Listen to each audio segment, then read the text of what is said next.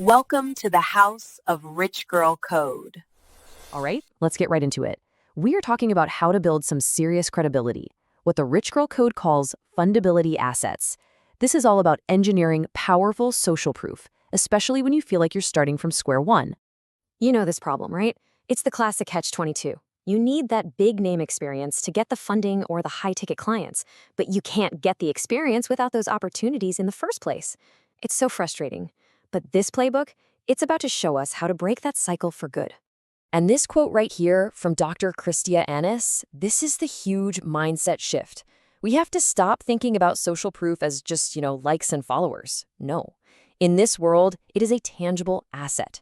It's something you strategically build to make yourself fundable, to get those partnerships, to land those big deals. It's a whole different ballgame. And here's the best part. This isn't about faking it till you make it. Not at all. It's about building authority without ever lying. It's about attracting opportunities instead of chasing them. And most importantly, it's about doing it on your terms, without waiting for someone to give you a permission slip. So how do we actually do this? Well, the very first play is all about what's called the language of leverage. And believe it or not, it all starts with the specific words you use to talk about what you've done. Just look at this transformation. On the left, you've got the newbie language. I helped a small business. It's kind of passive, it's vague, it doesn't sound like much.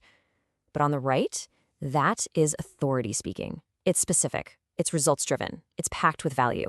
It's the exact same work, just framed in a completely different and way more powerful light. Now, the secret sauce here is that this isn't just about picking random fancy words. There's an actual, repeatable formula behind it. The playbook calls it the monetary association formula. First, you state the result. Then, you name the client type. After that, you specify the time frame. And finally, you mention the method you used. See? It's a template you can use to turn literally any experience into a powerful value statement. Okay, but what if you're thinking, I don't have a huge $15,000 win to talk about? Well, check this out. This example shows that the formula works even for smaller contributions. The power isn't just in a big dollar amount. It's in the specifics, like 14% increase and the association with a 7-figure agency. That's an agency making over $1 million a year. You're framing your contribution inside a much bigger picture of success.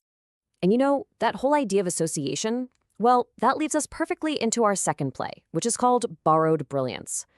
The core idea here is something called proximity positioning. It's all about strategically, and I want to stress, ethically, tying yourself to recognizable brands. Even if you weren't a direct employee, you're not lying. You're just factually stating your connection to a project that touched that brand. And you might be surprised at how many ways there are to do this.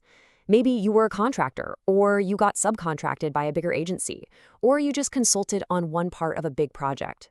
The key is to actively look for these chances to play in these high-value, super credible ecosystems. And here's what that language looks like in the real world. This statement is so powerful, it's specific, and it's 100% true. Just notice how careful the wording is, worked behind the scenes with a team responsible for. It's not claiming you worked for Google. It's accurately describing your role while borrowing the incredible credibility of those huge names. It's brilliant. So why does this work so well? It's simple, really. The people writing the checks, the lenders, the investors, the partners, they're always looking for shortcuts to trust. And seeing that you've been affiliated with a successful, known brand, that's a massive shortcut. It immediately tells them you can play at a high level and that someone else has already vetted you. Okay, so you've nailed your language. You've positioned yourself with proximity. But none of that matters if you don't actually use it. And that brings us to the final and maybe the most crucial play, packaging your proof. This is really where the rubber meets the road. We're not just talking about updating your LinkedIn bio here. We're talking about injecting this powerful, reframed language into your funding pitch decks, your business credit applications, grant proposals, even your high-ticket client pitches. This is how you turn all that perceived value into actual real-world capital and opportunities. And it all comes back to this one core idea. This entire playbook is designed to build these 3 C's. The language builds your confidence, the associations provide the context, and when you put them together, the result is undeniable credibility. So that's the playbook. But just knowing it isn't enough, right?